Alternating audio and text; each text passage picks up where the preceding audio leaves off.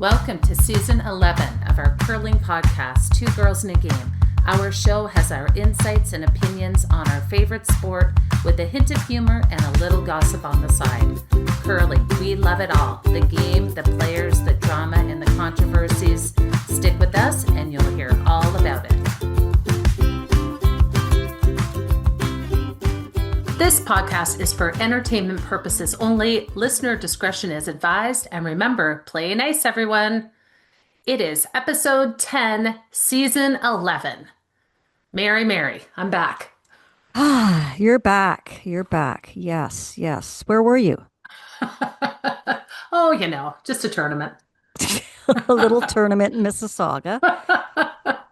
Yeah, lots to talk about, eh?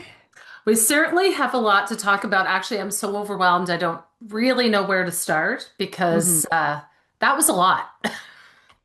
Yeah. Well, why don't we start with the final and then work our way backwards? Okay, I think that's an excellent idea. Oh my God, that final. And Mary, I'm not okay still. Why? Were you cheering for a certain Laws team? I don't know if it was necessarily that. I just think I don't love when a final is determined by a steal. No, I hate it. I always love to see whoever earns that hammer to actually be able to win the game with it. Yeah, it's just a different vibe when the final is won on a steal. I guess it hasn't happened since Chelsea Carey beat Rachel Homan. Right. So it's Yeah. been a long time since that Mhm. happened. But yeah, it was just a oh no feeling. Yeah, it was. I mean, we'll talk about Caitlin's last shot. It was very low percentage to make it. Yeah. Definitely. Hmm. Definitely. Well, and you've got to feel for Caitlin Laws's team because they were the best all week. They went undefeated and had two massive blowouts against Team Canada in the round robin of the pool play and then in the 1-2 game. So if this was the Olympic trials, Mary, they would have already won. Best two out of three. Yeah, exactly. But unfortunately, that rule doesn't apply to this. And again, that's sports, that's curling, and it's unfortunate for sure. Well, it's a cruel, cruel game, right? Hmm. And I think that's the part that I just felt so sad is you think about their year that they've had, the team loss, and they lost that heartbreaking provincial final, Yep. and it was on a steal. Yep.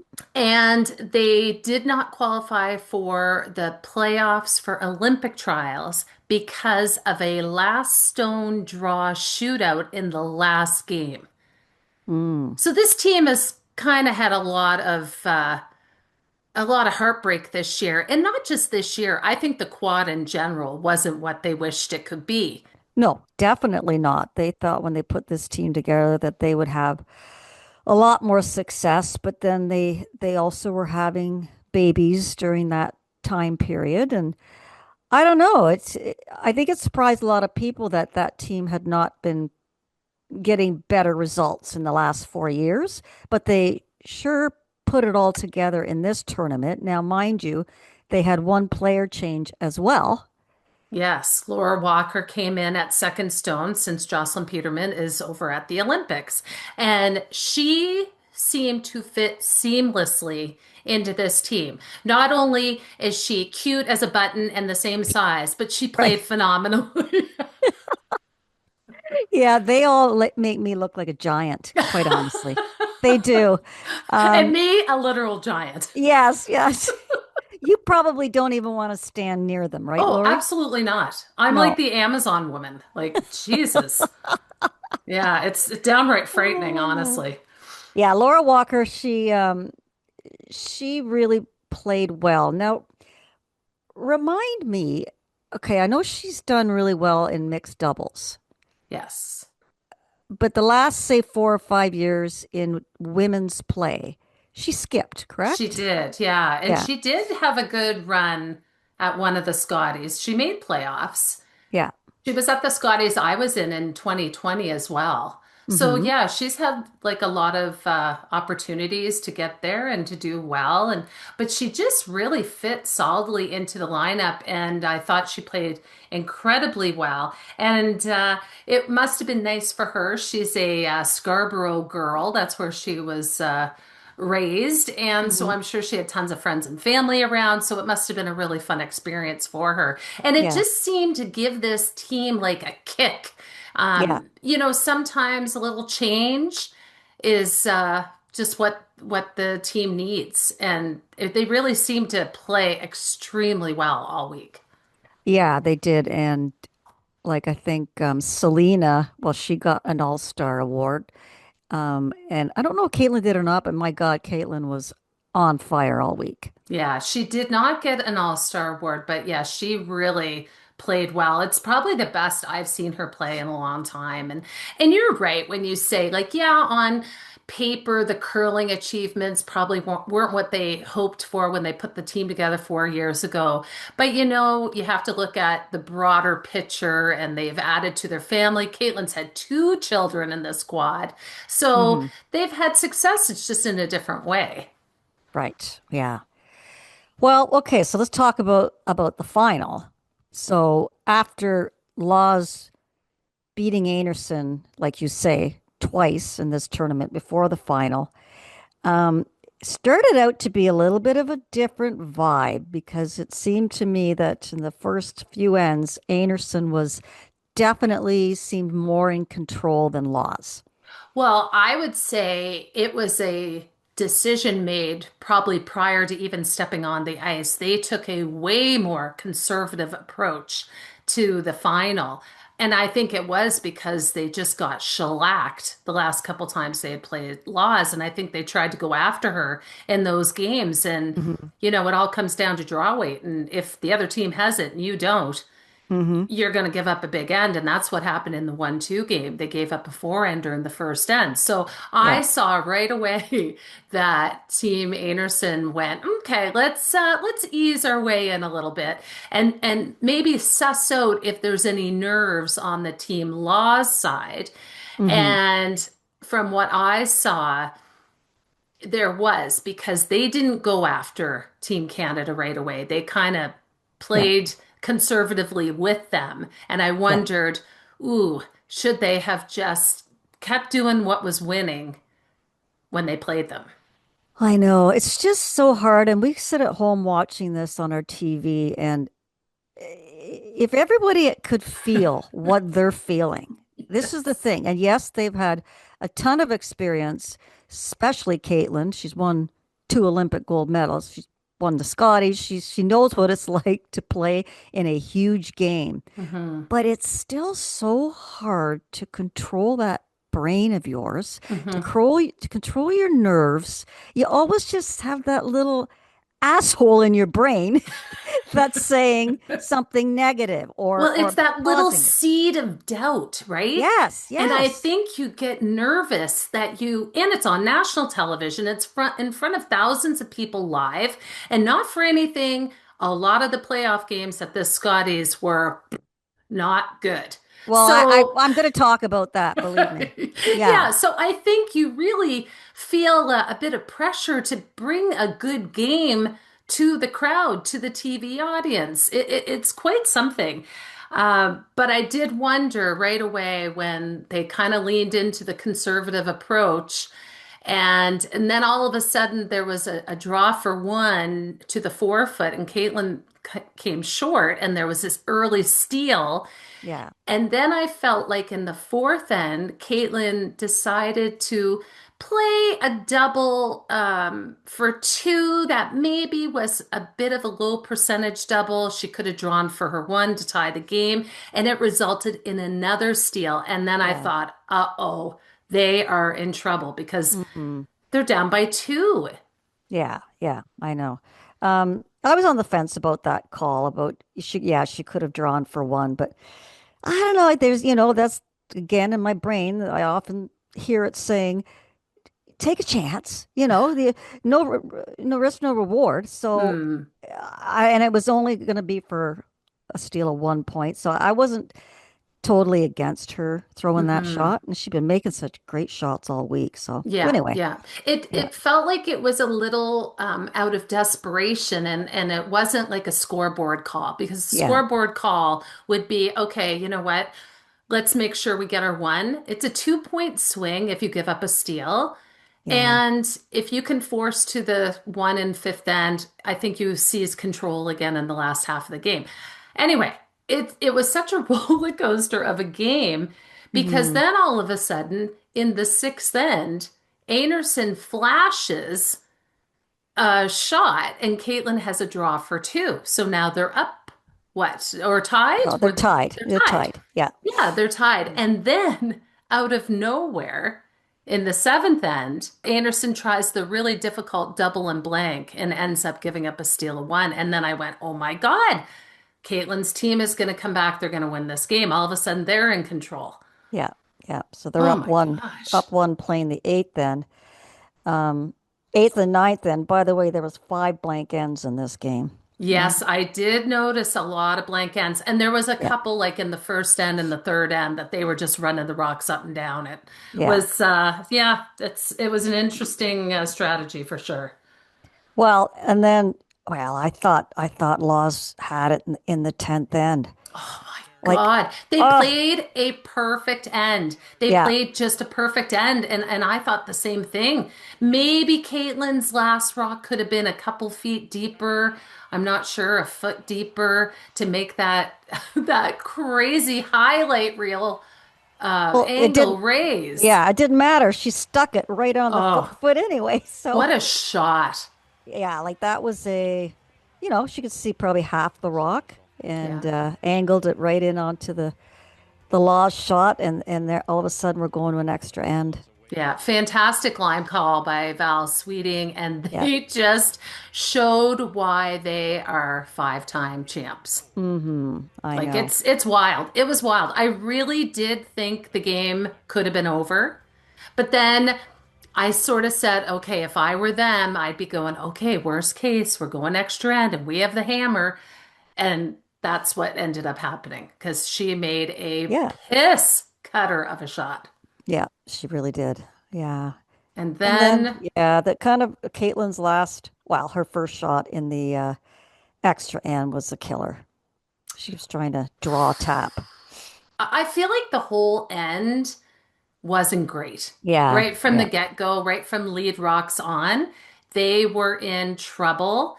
And in this case, Team Canada played a perfect end. And they made Caitlin Laws have, I think, pretty much an unmakeable shot for the win. It was so difficult. Yes, it was very, very low percentage. She had to hit less of the rock and then hope for the best, honestly. Yeah, Yeah. I wondered the weight choice, because she did actually make contact with the shot rock, but I it know. didn't go anywhere. So I thought, well, if she hit that with more weight, does it go? Yeah, like I mean, you have to fire it because you're taking so much weight off the second rock to pop it into the shot rock. Hmm. Yeah, it was. She knew that, but it just over curled, honestly, and I think she might have had it. Well, and they called for the carve. I'm like, no, because Yeah, the middle of the sheet gets a little soft as the game goes on, and it's the extra end. So I think they just, like everything on the draw to the on Caitlin yeah, Laws's first draw. I yeah, don't know if they really discussed that the slide path was starting to get a yeah, little soft, and the sweeping doesn't carry the rock as far. yep, So I really felt bad, because they kind of put the game on the line with the first call. yeah. Oh, for sure. Yeah. That was in the ended up in a terrible spot, Yeah. honestly. Yeah, Yeah. Like even yeah. if she taps it back. Right. Oh, Well, so that's I just, oh yeah. my gosh, I just felt so bad.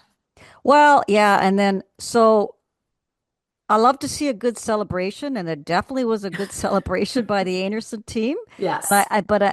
But it just kills me also to see the disappointment and the Oh, sadness on the team that loses, yeah, right? Mayor, I can't take it anymore. I I just can't. I honestly wanted to just shut the TV off. I felt sick. and again, this is what's happening. And we can attest to this. Like Laws went undefeated the entire event. Yes. And see, and when you talk about the pressure of being in that final, that is a little bit of added pressure you have put on yourself as well. Even though you may Hmm. not know it. It's Right. in there. It's in there. Right. Yeah. Oh, for sure. For Hmm. sure. Yeah. And I mean, it was a epic, I would call it kind of an epic comeback by Team Anderson because they looked a bit dead in the water and they pulled it through. But we have said this time and time again, once you learn how to win as a team, it gets easier.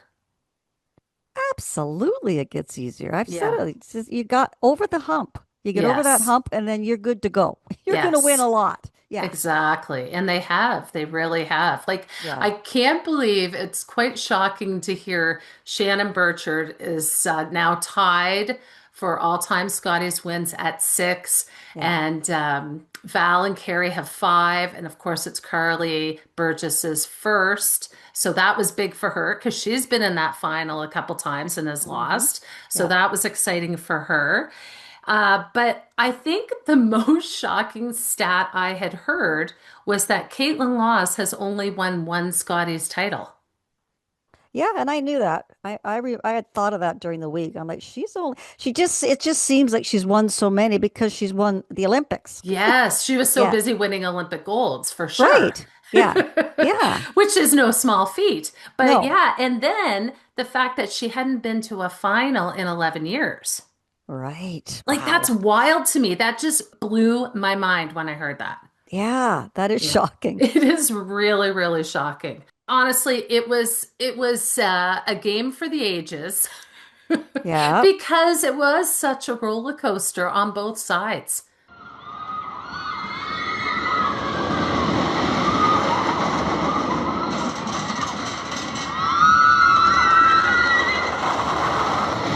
And interesting, I said about like there were five blank ends, and a lot of people would be going, oh, well, that's shitty. Hmm. Well, maybe the first couple, yeah, because they're playing it pretty conservatively. Yeah. I don't care so much about that. I just care that the score is close, and that's what it was.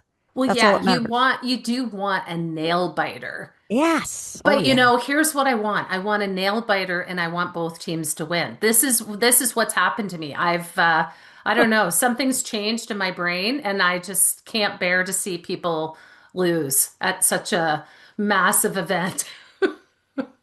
Yeah, I know. I mean, I've done my fair share of losing, so I can sort of like as you get older, you do learn that okay, it's not the end of the world, even though it hurts like hell and you're Yeah. kicking yourself for this or that shot. I mean, Ugh. it's tough, but yeah, I mean, and that's too bad. We'll talk about, you know, now all the team change-ups are coming, and was the Laws team and the Anderson team, were those teams planning on staying together, which is really interesting.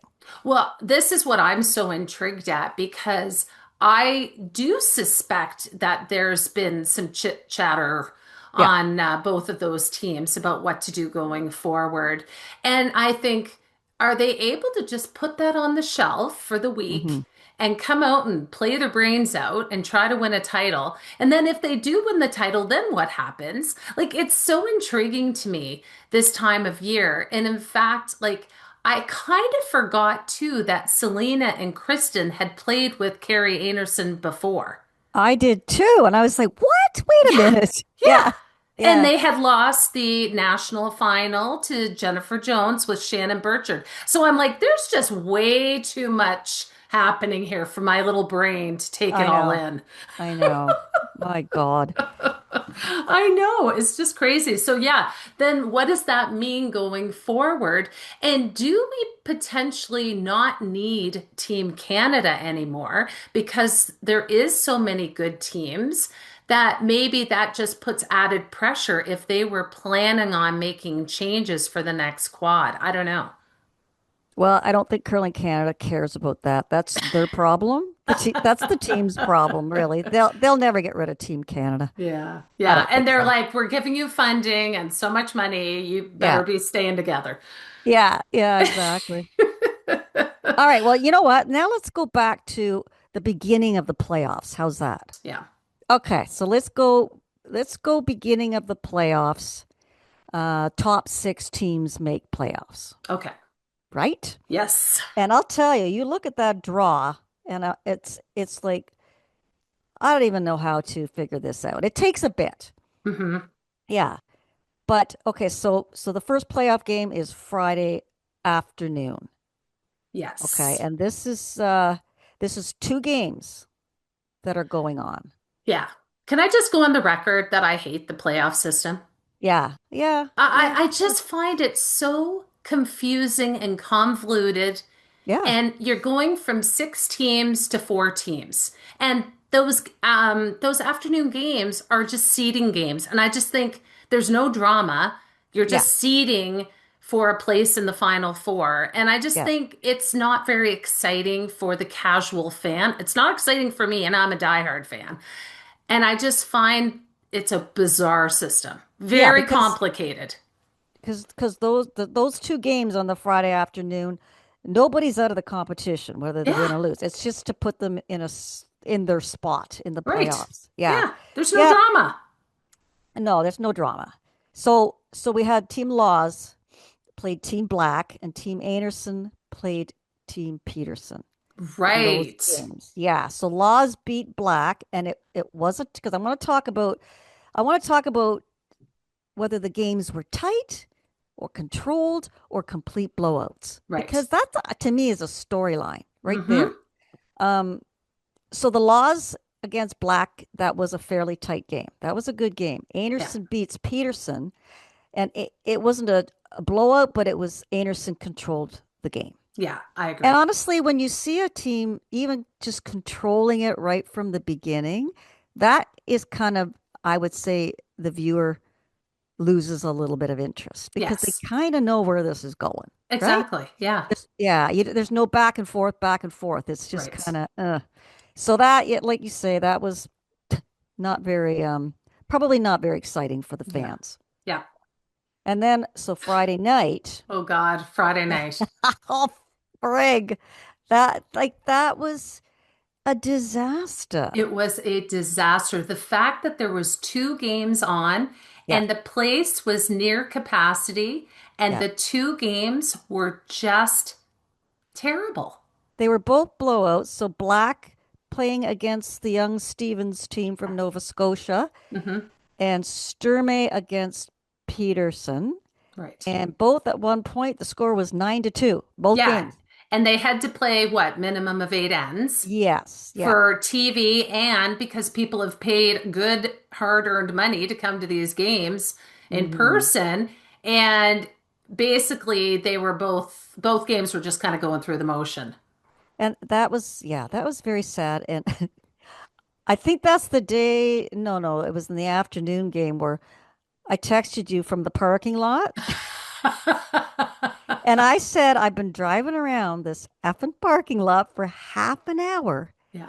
and I cannot get a parking spot. I am going back to Janet's house and I will watch it on TV. Yep. And then and then I just stayed there for the rest of the day, watched the night game and said to myself, "Thank God I'm at home." Yes. Like honestly, I looked at all those people in the arena and I got to give them credit. It looked like most of them stuck around till the end of the game. Yeah. Yeah. So, They did. yeah, good on them, honestly, because that was a tough one. That was a tough Yeah. one. And Yeah. it's just shocking because you think playoffs, everybody's been comfy with the ice. They're all playing well heading into playoffs. You just expect every game to be a nail biter. And the fact that it wasn't just a nail biter, but a blowout was just super disappointing. And I don't know what the hell happened. Did the ice change? I don't know. Well, honestly, I felt like this was a theme throughout the playoffs of the Scotties. I really did. It was like, well, if you look at Anderson's against laws, like she gets thumped, and all of a sudden she's playing like God. Yeah. And this happened to other teams as well, where Hmm. like look at the poor Peterson team. Oh, I was just going to say, like, that team was on fire. They went 8-0 Yeah, and they had a really bad Friday. they had a bad Friday, Yeah. and what a shame. lost two, and they were out. And Kelsey Rock, I love her maiden name, Kelsey Calvert was the top shooting skip. She was the all-star skip of the event. Yeah. And it was just so nice to see her skipping at the Scotties and playing so well. And I just loved it. She's a two-time junior Canadian and world champion. And this is where she should be. She should be skipping at the Scotties for heaven's sake. So it's taken her a while to get there, and I was really happy to see how well she performed. But boy, it's got to be disappointing to play so well and then all of a sudden back-to-back losses and your week is done.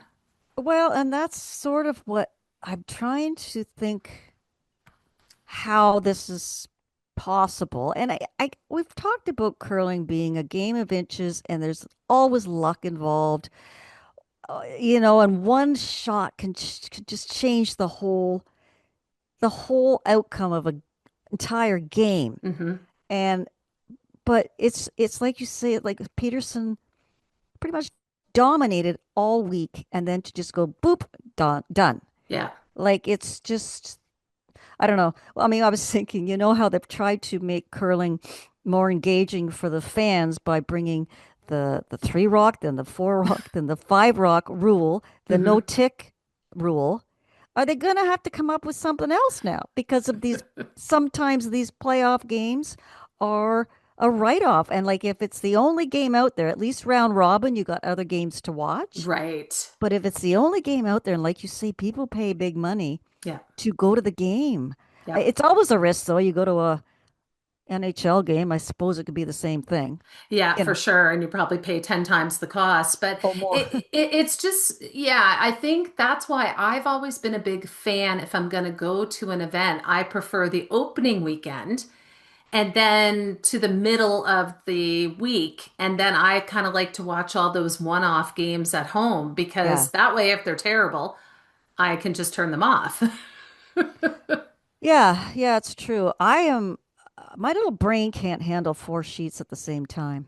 Oh, it's funny you say that because when I'm sitting in the crowd, I have heard so many people say that Yeah. around me. But I don't know. I seem to be able to zero in or just zero in on this sheet and then go to the next sheet. I don't know. I seem to like it. Maybe I have a little ADHD brain or something. Who knows? No, I think I do. Because I generally will just have to, okay, I'm picking this game and this is the one I'm watching because I Yeah, want to get right into the strategy and learn what right. they're doing. If you're bopping from sheet to sheet, all you're really seeing is shots.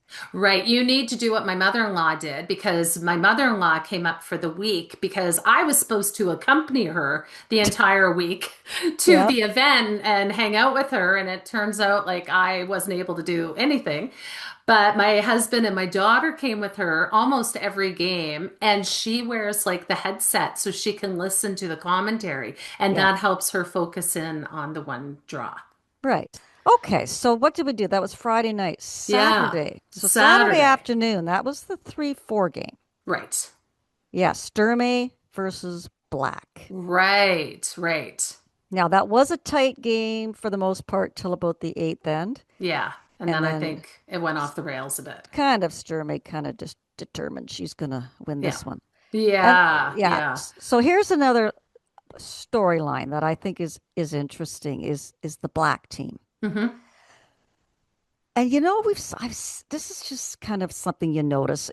There all at all these events, Scotties or Briars, whatever, there's always seems to be a team that breaks out. Okay. Yes. And that was the Black team a couple of years ago. Yeah. They kind of, showed everybody who they are. They came to the forefront, and all of a sudden they're now contenders in these events. Hmm. And not only contenders, a lot of people start to say, well, they're going to win it. Hmm. Yeah. Like Okay. I had them in my final two. Final two. Okay. Yeah, we have to go back, Lori. I can't remember. I think I had them in my final four, but not my final two. But here's the problem. And again, I've seen this a lot where all of a sudden it becomes like from, wow, they're the Cinderella story to now the expectations that they have on themselves Yes. are higher. Yes. And all of a sudden they think, well, yeah, now we're up there. We are favored. to Hmm. win. Well, I hate to say this, but they might not win for a couple of years because I've seen this happen where they sort of get up there and then boop, Yeah. nothing. And then it might take them a couple more years now to get back up there and then win the whole thing. Right. Yeah. Right. I mean, Yeah. if you look at Carrie Anderson's trajectory at the Scotties, Yeah. it wasn't smooth sailing. She didn't come out winning right away. No. It does take time, and that's the most fascinating thing about curling, in my opinion, is just the amount of time it takes to fully develop as an individual and as a team. I want to touch on that more later. Yeah. But I think what you said about the expectations, Hmm. it could be the killer of many curling dreams. Absolutely. Hmm. Yes. Yeah. Yes, it Uh, really can. And I think based on how they finished at the Olympic trials, they would yep. be disappointed with a fourth place finish. I would imagine they wanted to do better than that. They had a good week and it was a solid run, but I bet their expectations were just a little bit higher. Oh, of course they were hard. They expected to be in the final with a good chance of winning it, in my Yeah, opinion, because like I said, they've moved their way up and it's, okay, this is it. This is, we're finally here. yeah. But now they've been pushed back a little bit, but obviously you got to stay together. This is a great team and if they do stay together, they will eventually win. Yeah, and I think what happened in that 3-4 game is all of a sudden the draw weight just eluded them. Yeah, especially For with yeah, Black. for Yeah. whatever reason. And she normally her draw weight is killer.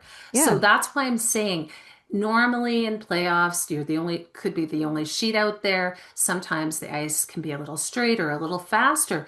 But if anything, it might have been a little curlier. And maybe Hmm. that tripped people up. They were expecting something different. I don't know. Yeah. Yeah. Little Yep. slower too, it seemed. I'm not sure, but something definitely tripped them up because they did not play as well as they had in that game. And I'm sure they're disappointed with that Oh because, yeah, yeah. yeah.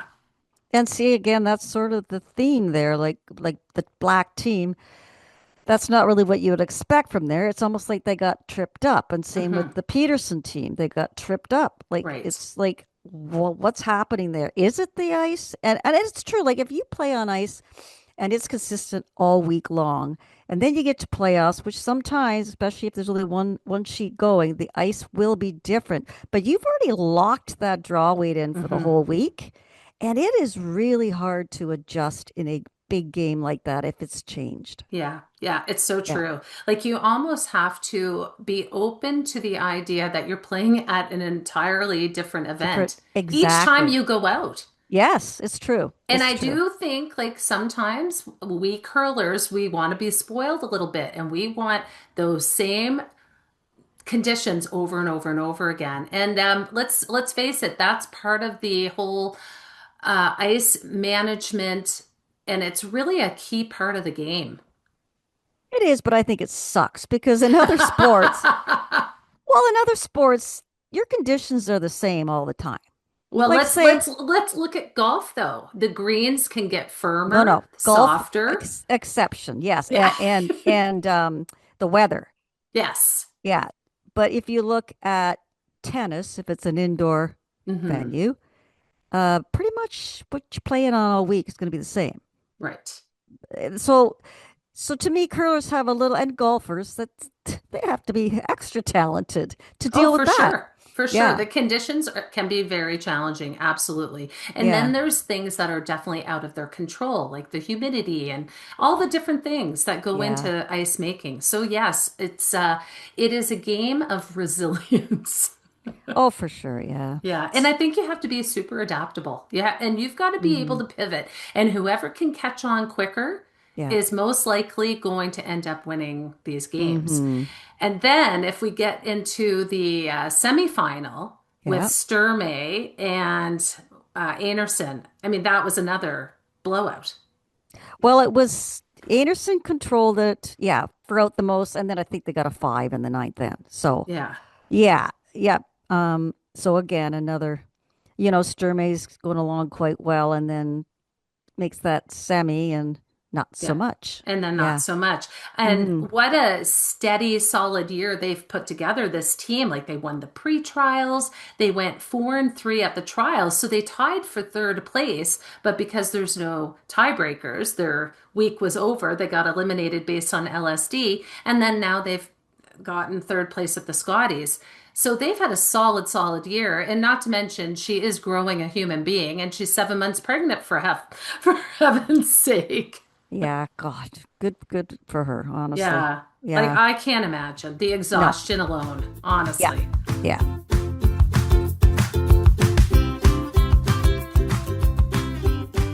Let's talk about some of the other stuff that went on, Lori, other than the curling part of this event. Yes. Yeah. So I think we talked about it before on the podcast that Elaine Dag Jackson now, uh, she's with Women in Curling. Right. That's a group that she's created, and I think now every year at the Scotties, whichever province it's in, she gets a reception for all the people that have won that province in the past. Right. And they call it the Curling Legends. And it's a super fun night that brings as many of the past champions together and celebrates them.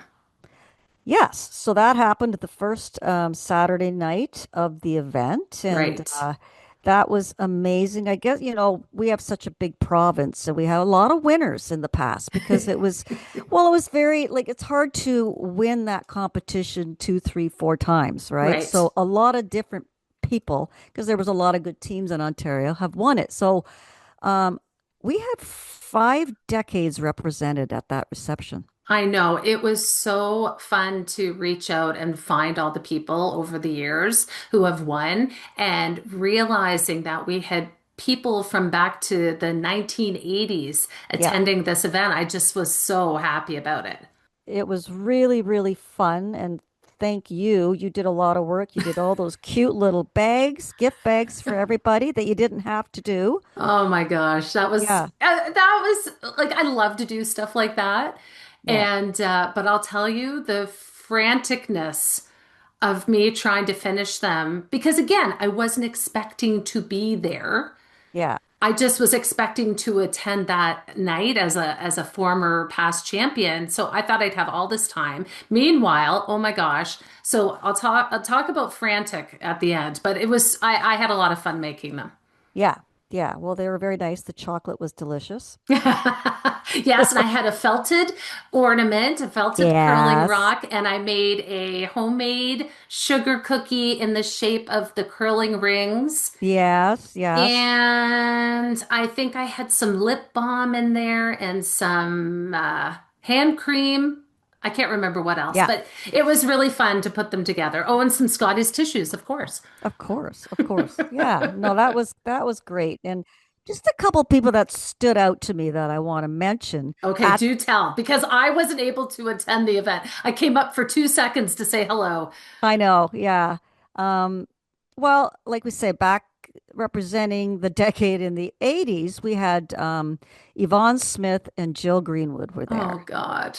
I God wanted love to them. see them so bad. Well, they're in their upper 80s, like 87, I believe, is the age of these lovely women. And as you know, Yvonne coached you and I with Alison Goring in the 97 That's right. Scotties.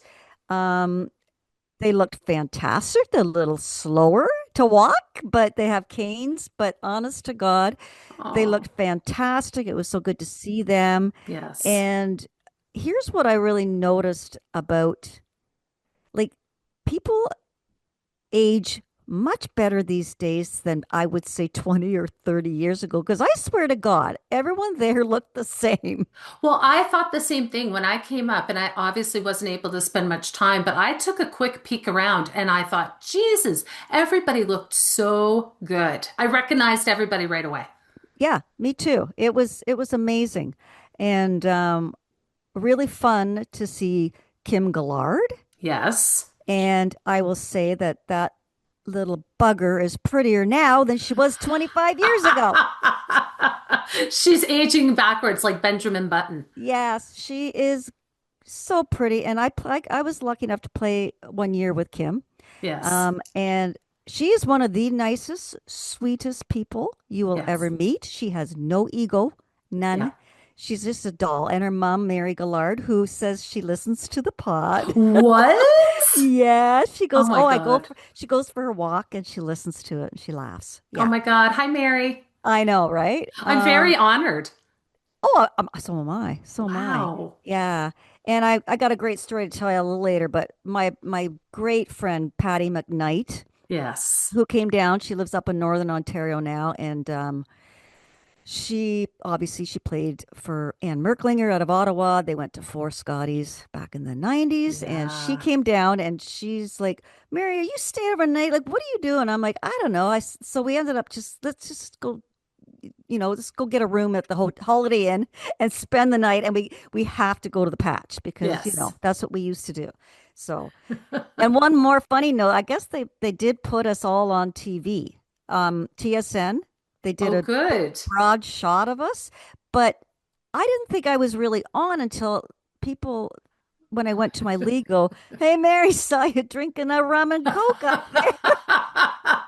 And I'm like, and Patty and I used to drink rum and cokes together, so we had to have one for old Oh, times. that's amazing. Yeah. So anyway, that was really fun. Yeah. Well, yeah, and like Ann Merklinger, their team, they were like a dynasty because back then people didn't win that many times. Because, Yeah. like you say, there was so many teams in Ontario. So the fact that they were able to keep the same team and win four times was Yeah. unbelievable. Yes. Yeah. They Yeah. were.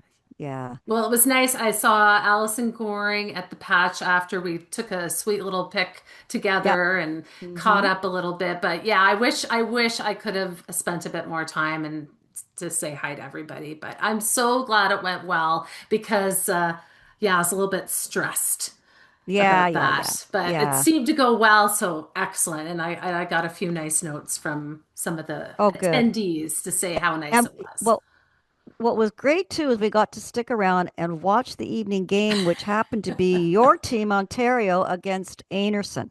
Right. And it was Yeah, a burn burner. And I'll tell it you this, was. Mary, I had to a couple times take a moment and compose myself because the cheering and excitement during that game, I had to pinch myself and just go, where the hell am I?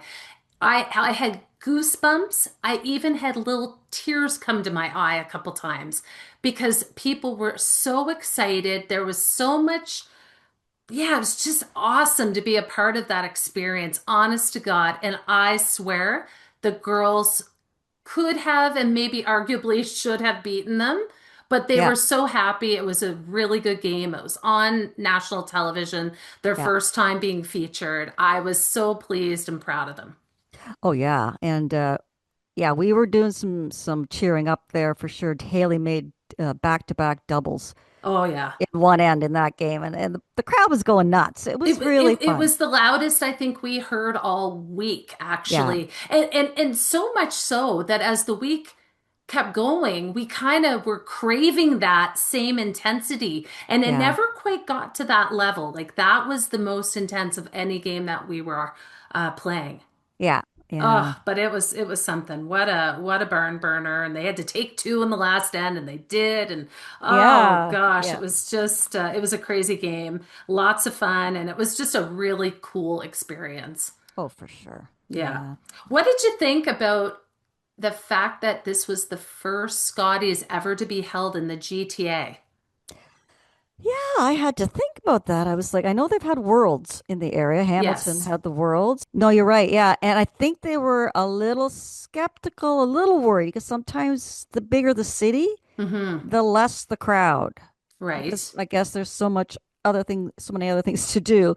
But I think they were pretty pleased with this. It seemed to be that they, by all accounts, they were pleased with the support they got. And I do understand what they're saying. There's lots more to do, but there's also so many curling clubs in the vicinity.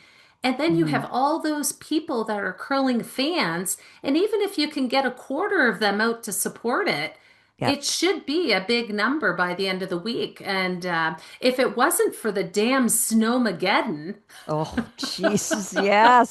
I Oh. think I think their numbers would have been even more, but I bet you the TV numbers for that Sunday and Monday must have been through the roof Mhm. because everybody was home, stuck at home because we got an absolute dumping of snow. I've never seen so much in 15 years. Well, because I stayed overnight the Saturday night, I was planning on probably spending the day Sunday at the arena, and this friggin' storm came in, and I'm like, I gotta get home. And I'll tell you, it was white knuckling it home. Yeah. Yeah. Oh, yeah. I was so grateful that the arena was a 5-minute drive to the hotel. Thank Hmm. God. But we had to leave the van at the arena and come get it the next day and dig it out because we were just buried. It was buried. How'd you get back? Like, how We did you get? took a shuttle. Oh, wow. Yeah, yeah, it was something else. But yeah, that was very surprising because in Southern Ontario, we don't get weather like that. And the fact of how cold it was too, it stayed. We still have it. We're completely buried here in Yeah. Dundas. Yeah. I know. Yeah. Crazy. But I thought the venue was a really nice size for curling. Not too big, not too small. And the buildings seemed very conducive to good ice because Yeah. I thought the surface felt fantastic. Yeah. I got to throw every night. I matched the girls' rocks for them. We get a whole entire 10 minutes.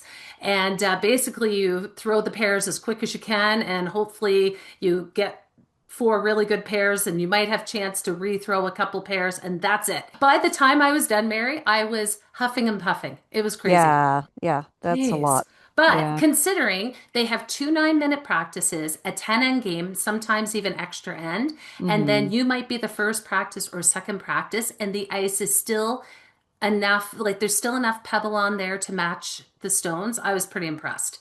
Yeah. So great job to the ice crew, Mike Merklinger, Scott Foster, and everybody else that was there helping. It was fantastic. Yeah. It looked really good. Mm-hmm. Mm-hmm. Yeah. All right. What else? What else can you tell me? Okay, well, I thought we should talk a little bit about one of the biggest stories in my Hmm. mind of the week, and that was the 27 rookie players and the 9 rookie skips. Right. And I Yes. just thought this was so cool. Like all Hmm. week, I just sat there in awe, going, isn't this great? Look at all the new blood that is getting this opportunity on Canada's biggest stage. And I was so happy to see it. We've talked about how, everybody needs a change. And if we're always seeing the same people on TV, it can be, a lot. Like, I mean, I was so excited to watch, and not even like the rookies, but some of them, like the Peterson team. Hmm. Kelsey was a rookie, but that's just a team. It's a new team that we have not seen a lot, but they are really good. It's not like we're watching, in my opinion, it's not like we're watching tier two. Like No. to me, it was tier one curling. Well, I think this is what I'm so impressed with is the skill sets of these younger players. It Hmm. is so impressive. And I know it's because they see the Rachel Homans, the Carrie Andersons, and they know what they have to do to compete. Like Yeah, we've got a couple girls on our team that they can throw 6 5s with ease. yeah. And it's just a remarkable skill set to have. And Hmm. then they can turn around and make a draw. And Right. a lot of these younger teams can do that kind of stuff. And now it's about having the opportunity to play under the biggest stage under Hmm. pressure. They need that time to grow and develop because that's why I mean I think Rachel Holman is a phenom. I think she's a once in a lifetime a Hmm. talent like a Tiger Woods Yeah. and but she's so good that it's almost impeding the rest of the growth in Canada Hmm. because she just wins everything she goes in. So having her not there, and we can talk about that later, Yeah. whatnot, that it's too bad that they can't rejig the schedule to have a defending champion defend their Hmm. title and all that. But Yeah. that said, what an opportunity for all the teams to be able to come here and have a chance. Like everybody came here and they knew they could contend. That's the beauty of it. Yes. They knew that, and we said it on the last podcast. It's a open field. Yes. Whereas if Holman was there, it's already like people are thinking, well, she's just going to win it. I Yes. mean, so honestly, I have to say there's two ways to looking at it. Like people will say, yeah, but without Holman there, you won't get as many tickets sold because people do want to come just to see her in person. It's Mm. just like a Hmm. celebrity, right? Hmm. And I could see that. For sure. But on the other hand, if she's not there, I think you sell tickets because then it's the excitement of who is going to win this. Yeah. Who's going to rise to the occasion? Yeah. So, Well, yeah. and the way I look at it is by the time the next Olympics comes around, our top two women skips in Canada will both be in their 40s. Right. So Yes. if we don't start developing these younger players now and these younger skips now, we Mhm. might have a very rough road for a while. It's hard to say. Yeah. And I just firmly believe, I know I saw it. Mike just interrupted my thought process to tell me Team Epping had broken up. God. Oh, Michael, Michael. Michael. Should I leave that in? Sure. Okay. Curling is such a unique sport, and here is why. The more chances you have on the biggest stage, the better you will get. Hmm. And every opportunity is a chance to learn what happens to you as a player and as a team under pressure. And Yeah. this is why I think the world teams have improved so much so quickly because it's opportunity plus talent plus desire to improve equals championships. Right. Does that make sense? Yes. Yes. Totally makes sense. And when you don't have as much opportunity here in Canada to be playing on the biggest stage, I just Right. think that's what's hurting the Hmm. sport in Canada more than anything.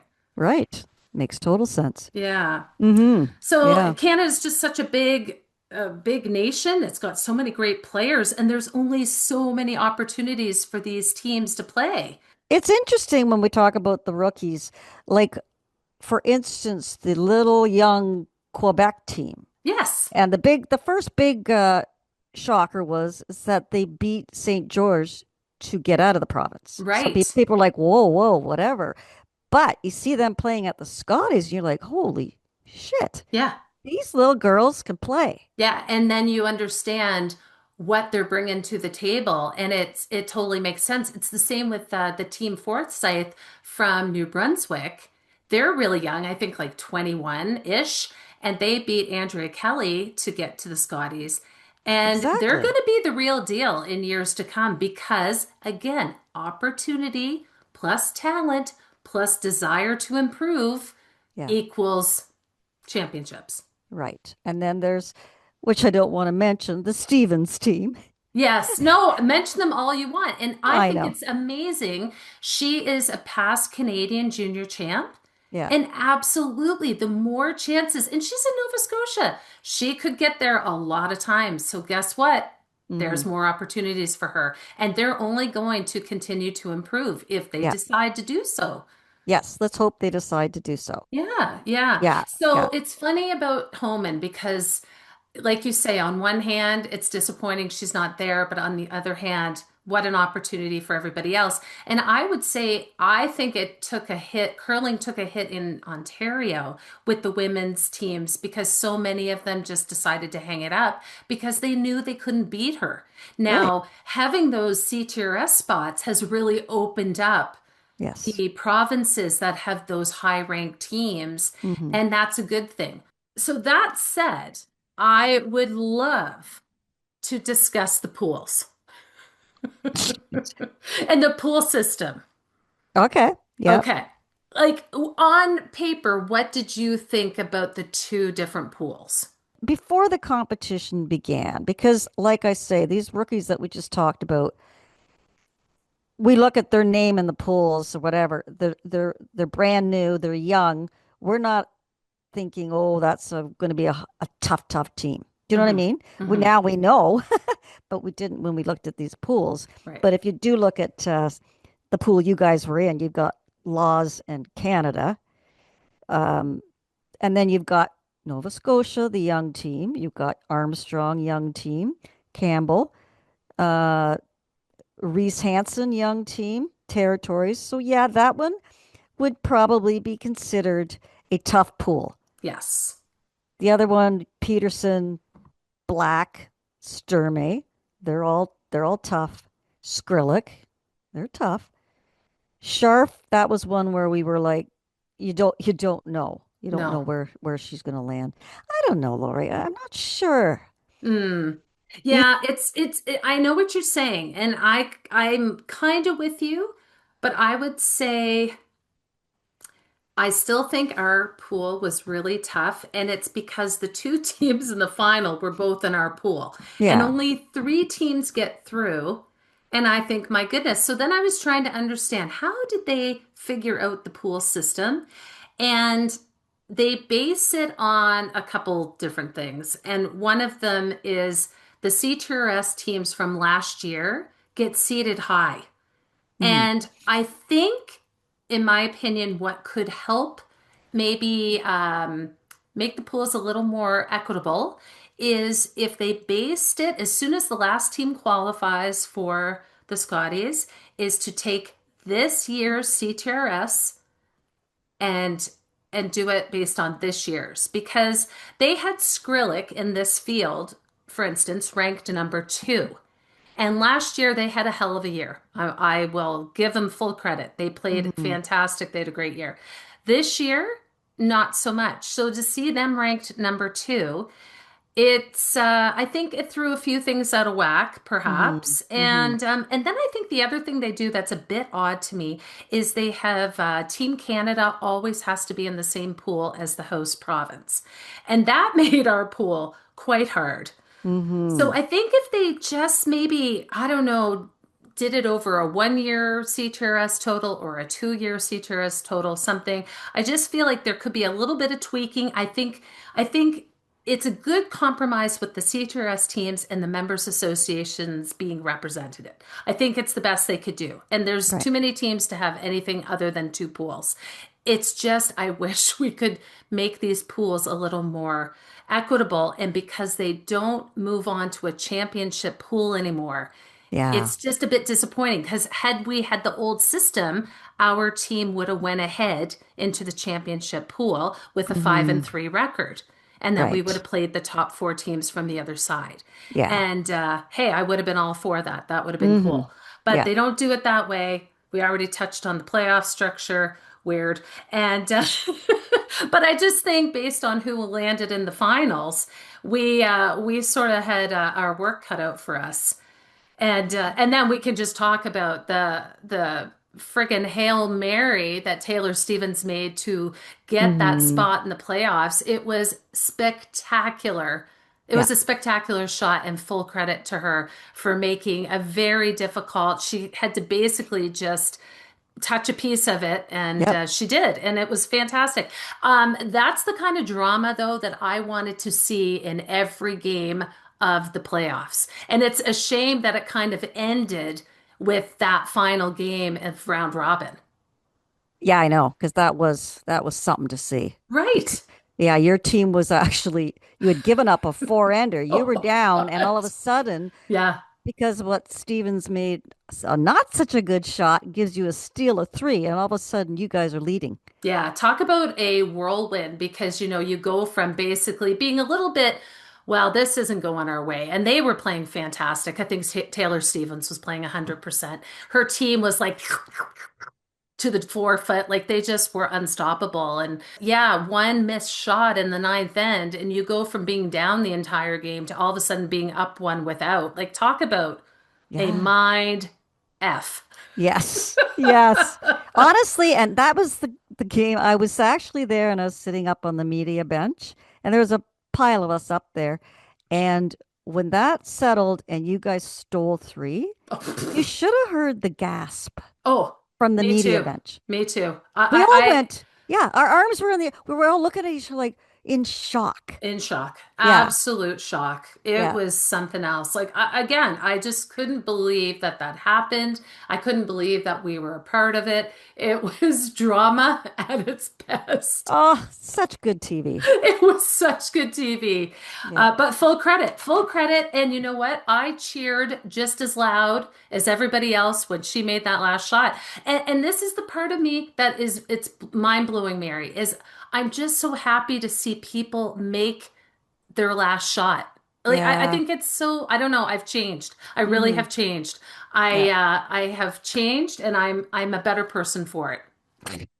There you go. See, you're getting older too, Lori. Older, Older and wiser.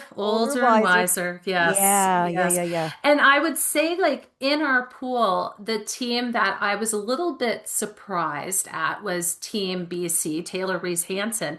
They Hmm. were third overall in CTRS coming into the Scotties, and they played a ton. And I don't know how they approached coming into their first Scotties, but I would say they probably were a bit disappointed, maybe underperformed because they had been having such a spectacular year. Yeah, they I think they showed them very early, first or second game anyway.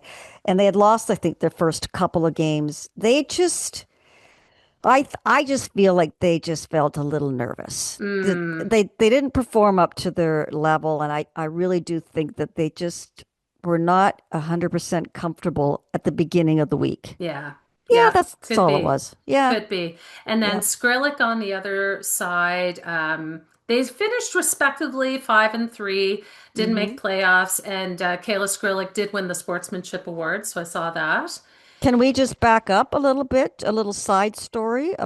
about, I mean, we have to talk about the burnt rock Oh God. Was between, that okay? I have a question.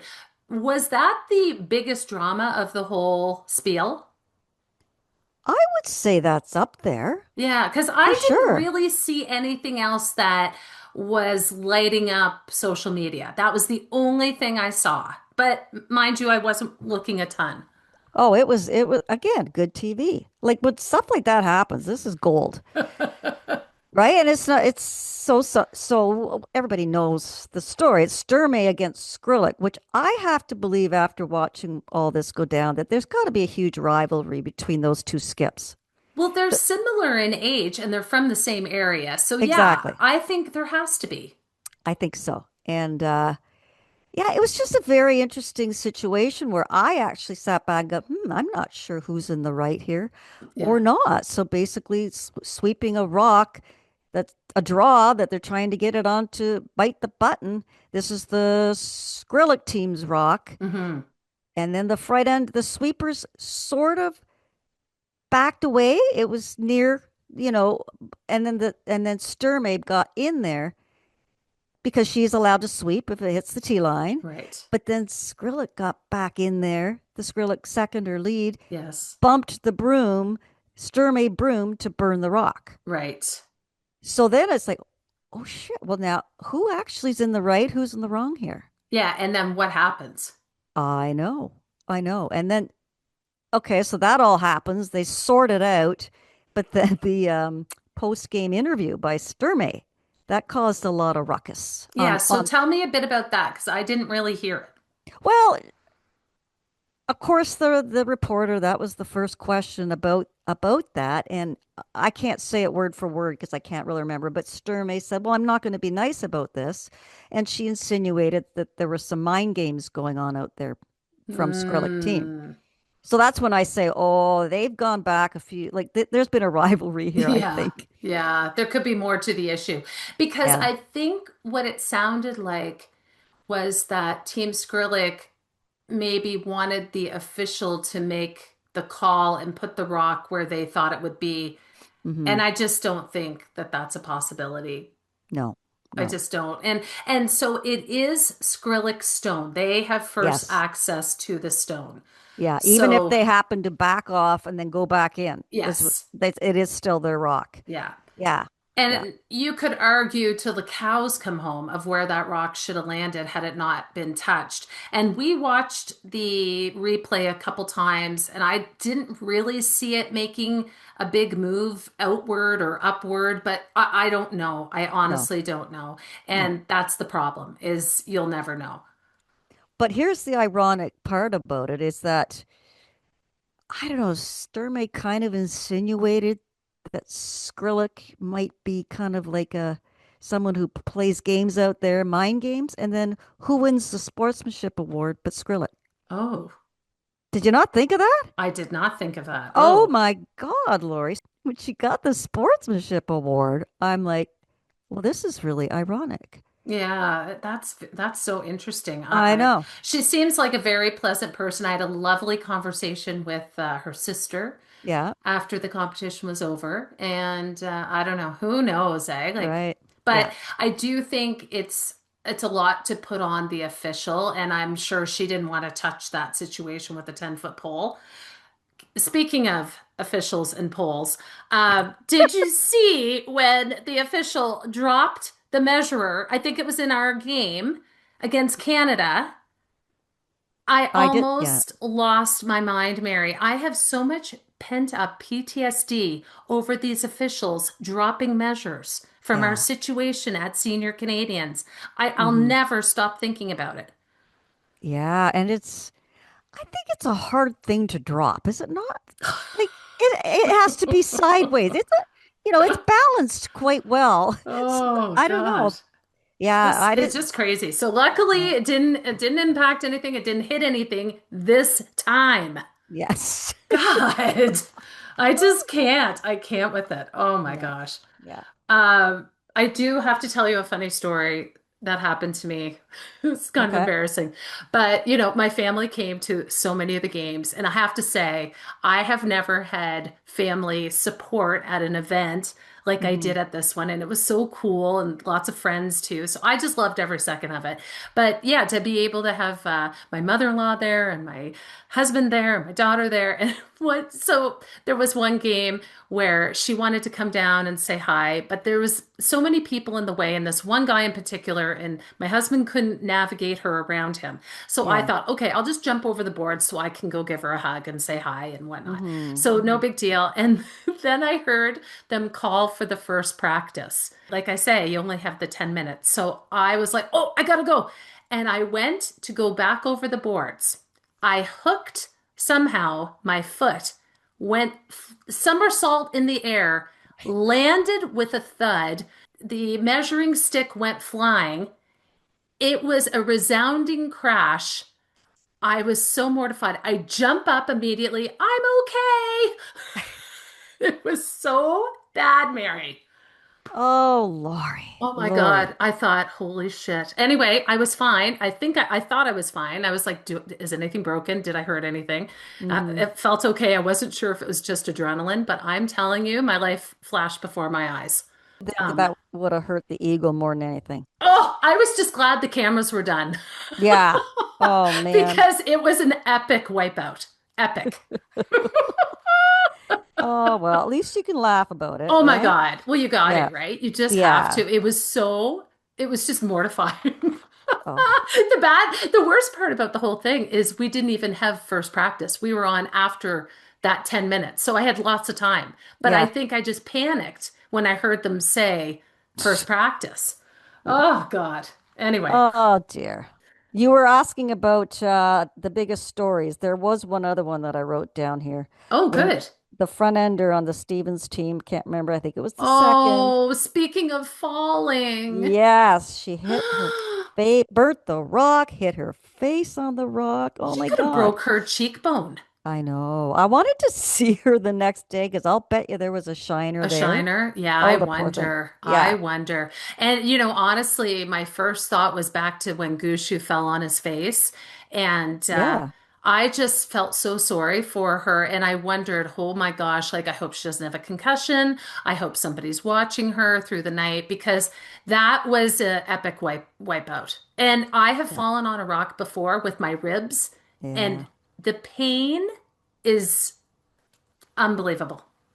Yeah. Yeah. And I felt here's the thing, when someone falls or whatever, even like in a curling club when they're all curling, I think the less people that go to surround them, the better, because Yes. I think the person that it happens to already feels kind of like, oh, I'm okay. I'm okay. So Yeah. just kind of leave me alone. But then you get the official, which she's supposed to. Michelle Yes. Gower went out there. She has to do that. But then I felt so kind of bad for him. Like, okay, everybody just back off and just Yeah. just just leave Give her. give her a minute. Give her Yeah. a minute. Yeah. Yeah. Yeah. That was something else. Holy heck. So I wanna say who I think was the best TV out there all week. And you know Okay. who I'm gonna pick. You Who? gotta know. Beth Peterson. Right? She gives the best face. Ah, I cannot say enough about this girl. It's not just the best face. Remember, I actually sent you a video of one of her slides where she does like a spinorama. Her Yeah. back's almost to the other end. She let it go, and she's in like a crouched position, and it's just absolute gold. I Yeah. just enjoy watching her so much. Yeah. She's very Yeah, animated out there.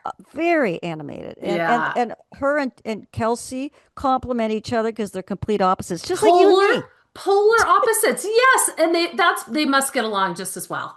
Yes, I would say so. I'm Kelsey and you're Beth. So true. And then one other thing I wanted to point out, and this is something you would always observe. When you always observe, say the scrunchies or something like that. This Yeah. this to me is the year of the tight pony. Oh, the tight pony. Like the girls, their hair looks like it's just painted on. Right. It's so Did they all slick. have a center part as well? Yes. Yes, yes. Yes. I And I'm think like, still I could very Kim Kardashian very, inspired. Yes. very. It's like their hair is. Well, that's the other thing, Lord. Their hair. Do they have stylists there now? Because their hair is perfect.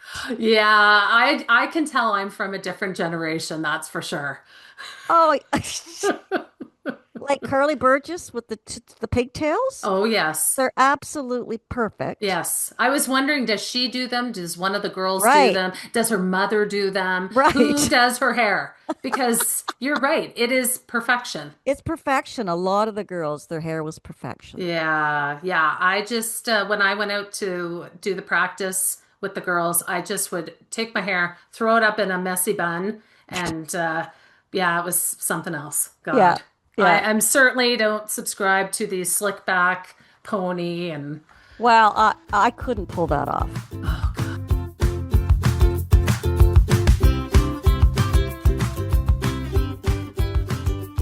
Lori, you were fifth player there this week. And of Yes. course, every team goes to that competition with a fifth player and a coach. But I have a really funny story about fifth players. But before I tell, I just want you to sort of tell me what are the expectations of a fifth player at a Scotties? I think it probably depends on every team. Every team's probably a little bit different.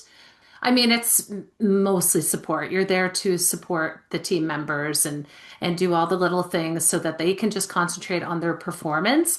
And it was funny because there was a little bit of discussion of, oh, we'd like to get you into a game. And I just like kiboshed that notion. And I said, girls, I want you guys to focus on your games and winning. I've been there. I've done this. I don't need to get out and throw for an end. It won't make any difference to me. So that was something that I really didn't want to be a distraction. And Yeah. I was only going to play if I was needed. And otherwise, my role was simply a support. But you're also there, you're behind the bench, and if there's a timeout to be called, you've been obviously paying attention because you have to Yes. be on with your co-coach there and Yes. tell the girls what you think they need to do. Right. Yeah. Well, here's just a very quick funny story about how the roles have changed and everything's changed in the last 30 years or so.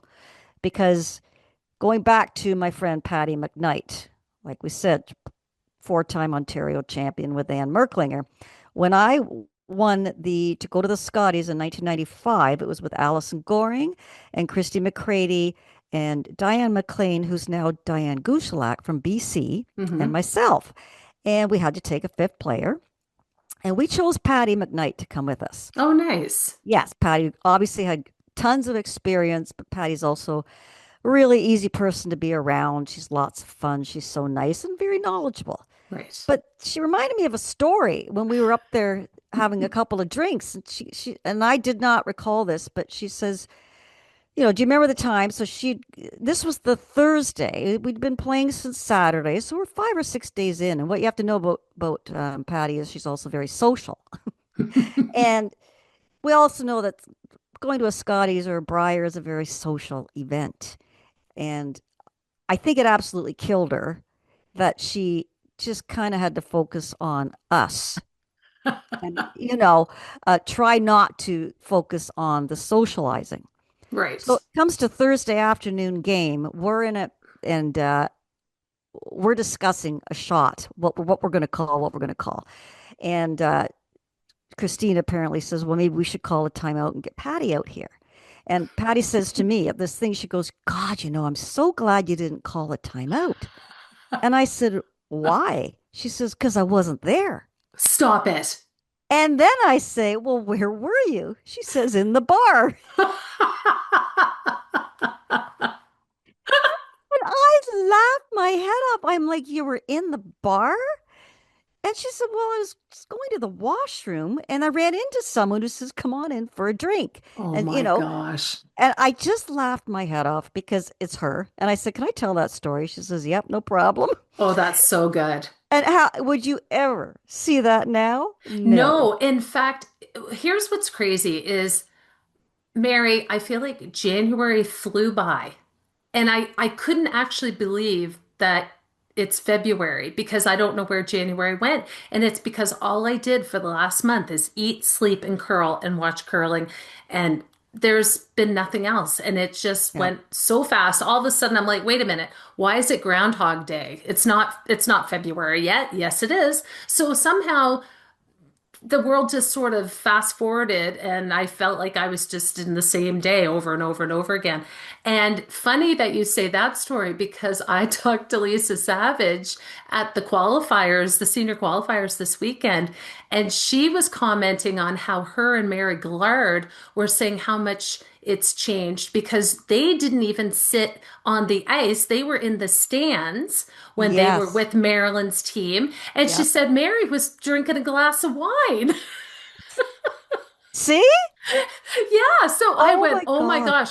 And I'm telling you, the amount of shots and curling I have watched over the last month. When we went to our senior qualifying game, I immediately went into autopilot. Like I knew right away this is what we should do. And there's no hesitation. I've watched my curling IQ, phew, unbelievable Mm-hmm. because Yeah. I've watched so much curling. Yeah. You're in a So, bubble for a yeah, and week there's too. just no hesitation. I'm like, nope, this is what we should do. Yeah. So, Yeah. oh, that's too funny. Isn't that Um, funny? Now, I did run into one of our loyal listeners, and he was disappointed he didn't get a chance to see you. Tony Snow I know, and I thought made, of it. yes, Yes. made the Yes. trek to Mississauga. He's our friend from the States. He went to see us when we were down in Hollywood. Lovely, like he's so kind. He Hmm. this was his first Scotties he's ever been to. We drove over 7 hours to be there. And yeah, super nice to reconnect with him. I watched some of the game with him and Oh, yeah, good. it was great. But yeah, he was sad. He really missed seeing you. Well, I only ended up being there once, I honestly. And then I know. remember going, oh, shoot, Tony was going to be there. Yes, Yeah. yes, yeah. Yeah. The other thing I thought was pretty cool was Curling Canada was streaming the games on the YouTube channel so that friends of ours from the States were able to watch it. And I think they even were watching it live, Hmm. which is kind of cool and really a different experience. But I had this guy that I knew from high school, and he sent me a message, and I haven't talked to him a long time. And he just sent a message and he was from Chicago. He goes, I'm watching the Scotties on YouTube. And he goes, and there's this little Lunenburg gal going on national TV. And he was he thought it was so cool. And I thought it Yeah. was so cool that this cute guy from high school sent me a message. That's funny. That's Yeah, good. yeah. We had a really nice opening reception, and it feels like 1,000 years ago. Like, I don't know, the event felt fast and slow all at the same time. But I remember it was like day three, and I said, Jesus, I feel like I've been here a week. Like, it Yeah. was really a bizarre feeling. Yeah. But the opening reception was really, really nice. And we met the Lieutenant Governor of Ontario, Edith Dumont. And she was lovely, like really Mm. nice. She spent a lot of time with our team talking about curling and everything. I was only slightly insulted when she assumed right away that I was not a player but a coach. But anyway, I got over it because she was so nice. But yeah, so she represents King Charles III in the province. And I had to ask you if you saw the videos of Will and Kate curling. I absolutely did. And I'm telling you, I couldn't believe it. And I was so jealous of the Mowat team. Oh my God. And at first, I'm not even joking, Mary, I thought it might have been AI. I don't know about you, but I am Hmm. having a hard time trusting anything I see these days. But when I realized it was legit, I Yeah. too was like, oh my God, I'm so jealous. What a cool experience and opportunity. Oh my God, the biggest celebrities in the world. Seriously, they are. And they just seemed so regular, like they were willing to get out there, kind of put themselves in a very uncomfortable situation, trying to throw a rock, sliding on ice with the potential of falling in front of people. It's Yeah. all over social media, and they did fantastic. Yeah. Yeah. Yeah. And the That was, and Kate's kilt, I think yes, she might single-handedly bring back kilts to curling. she might. Because I'll tell Yeah. you this, I loved playing in a kilt. It was Yeah. so comfortable Yeah. Yeah. and really quite cute, I thought. Yes, they're cute. Yeah, a little different than just black pants. Oh my God, black pants. It's Mm, all yeah. everybody wears. I know. I know. Okay, before we get to anything else, I just wanted to end on a big congratulations to Team Canada for winning this year's Scotties title. And I would say Team Carrie Anderson has a lot of unfinished business at the Women's Worlds. Yep. It's going to be held in Calgary at WinSport again. Mm-hmm. This happened during the COVID bubble, if you recall. But this time it'll have crowd support and not cardboard cutouts. So I just think that that's really a neat opportunity. Obviously, Val lives in Alberta, so they'll have a ton of support with the fans, and we just want to wish them all the best. Right. Yeah. Okay. Okay, so now shall we move on to just some other non-Scotties stories? Yeah, we better get going here. This is a pretty long podcast. People are gonna tap out, Lori. Well, with all the new ones coming on board, who knows what's going to happen, Mary? That's a good segue into my next question. Did you hear there's a new curling podcast in town? Listen, everybody wants to be us. Hey, I think maybe we chose the right time to possibly exit. Oh my gosh, I was thinking the same thing. Like, Yeah. honest to God. And the fact that podcasting has gone more to full on video, Yeah. Yeah. listen, I'm out for many reasons. A is most of the time I'm doing this with my hair up in a messy bun. I'm wearing pajamas. Yeah. I don't have a scrap of makeup on. No one needs to see this.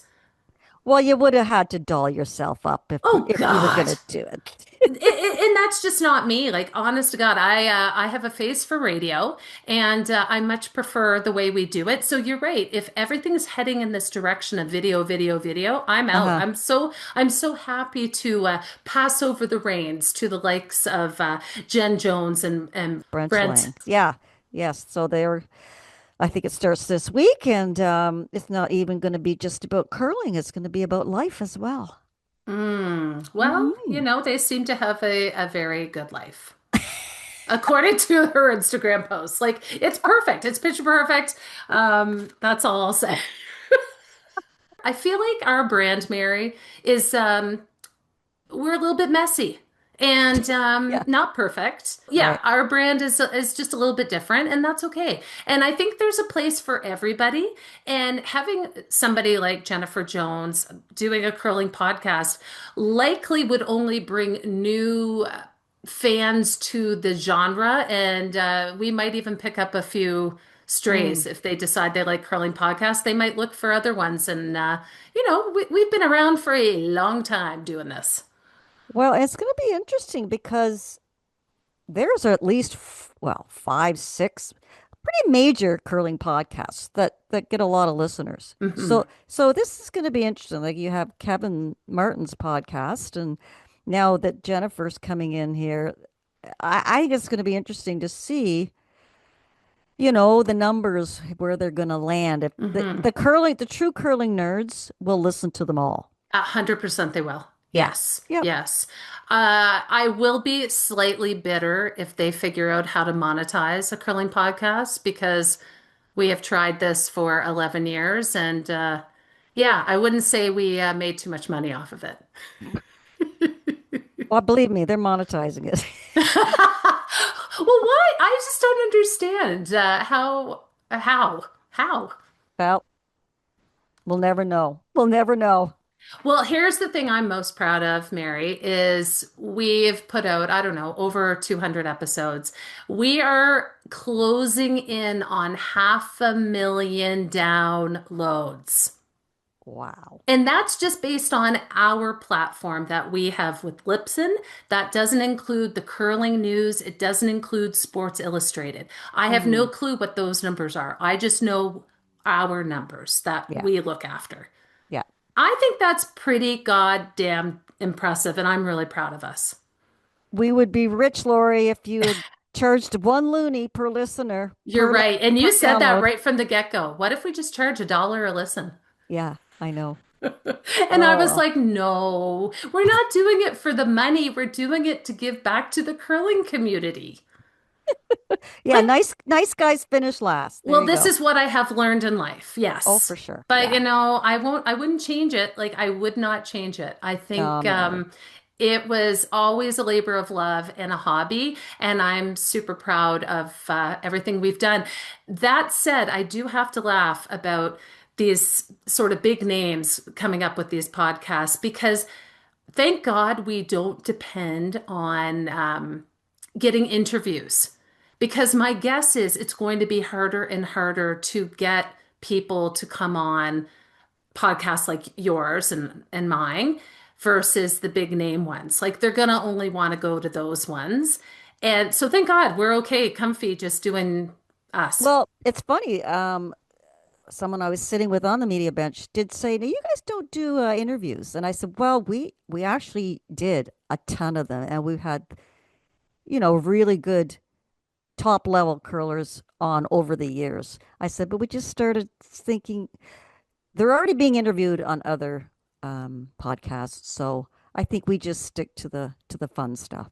Well, yeah, that's my feeling too is once they're interviewed on another one, and we know there's only so many listeners. So they're not going to want to listen to them again on ours. So No. once Kevin Martin kind of took that and ran with it and has a guest on every episode, it Hmm. just made it a little more, I don't know, not as fun. We want to be, we've always wanted to be original. That's why we came up with the idea of a curling podcast in the first place.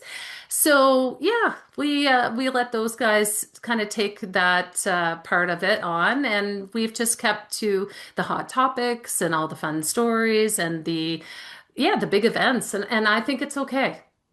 Well, you remember every time you said we're going to do an interview, I'm kind of like, oh God, are we? It's so true. It's so true. Mary dreaded Well, them. I mean, you have to be a good interviewer as well as a good interviewee. And Yes. we're not professionals at it. So it was kind of like flying by the seat of our pants. I think we did a pretty good job, though. What I found about the interviews is it was 10 times more work Oh, because yeah. I Yeah. wanted them to be so good. And I would spend days coming up with ideas and thoughts and questions and Hmm. then it's the nerve-wracking, is the audio going to work? Is the technical going to Hmm. work? And honestly, the stress for not getting paid a dime is, I don't know if it was even worth it. I know. But having said that, I think we had some very, very fun interviews, We did. and I think back on a lot of them very fondly, actually. Yeah. And Yeah. I do miss the days. Oh my gosh, Mary, remember the days where we had curlers actually slide in to our DMs and ask to be on the pod? That was my Yes. favorite. Yeah. Yeah, Yeah. because we Yeah. didn't have to like try to ask and then get ghosted, which has happened, guys. It has happened. But it's lovely when people reach out to us. It really, and I think most of the time we said yes. Oh yeah. Yeah. Yeah. Yeah. Anyway, so yeah, we wish them well. It's like I say, it's a labor of love, and I hope they enjoy it. Yes. All right. Anything else? I think I am tapped out. I was going to bring up one, but I think we're gone too long. But let's for the next one. We want to talk about predictions of Mm, breakups and new teams forming with the women. yeah. Yeah. There's a lot of things happening. I mean, honest to God, Mary, I think the mixed doubles Olympics starts tomorrow. I know. I know. Yay. So I don't know when we're going to do another one. Probably, I would say next week. So Yep. we'll be able to discuss all these other non-Scotties topics and Olympics. And oh my gosh, there's going to be a lot coming up in the next few weeks. Yeah. So, anyway, thanks everybody for being so patient and listening to this long episode about the Scotties, but it is our absolute favorite event of the year. So, we wanted to give it its full due. Until next time, everybody take care. We will talk to you soon. So, follow us at Two Girls in a Game on all the socials. Don't forget to subscribe on Apple Podcasts, Spotify, or anywhere you listen to your favorite podcasts. If you're so inclined, leave us a review. This helps other curling fans find our show. We're already looking forward to our next episode. Until then, play nice, everybody. Hosting is provided by curlingzone.com. Your role there. Okay. Oh. I need like 20 more minutes. I'm just getting my headset. I don't Okay. need any. Okay, get out of here. Hello, Mary Okay. Chalmers. Hello, Michael. Hello, Okay, Mary. goodbye. Such a weirdo.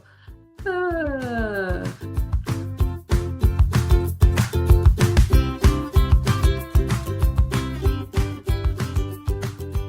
I think this is good. It's sounding good to me. Oh, I think it's really good. Okay.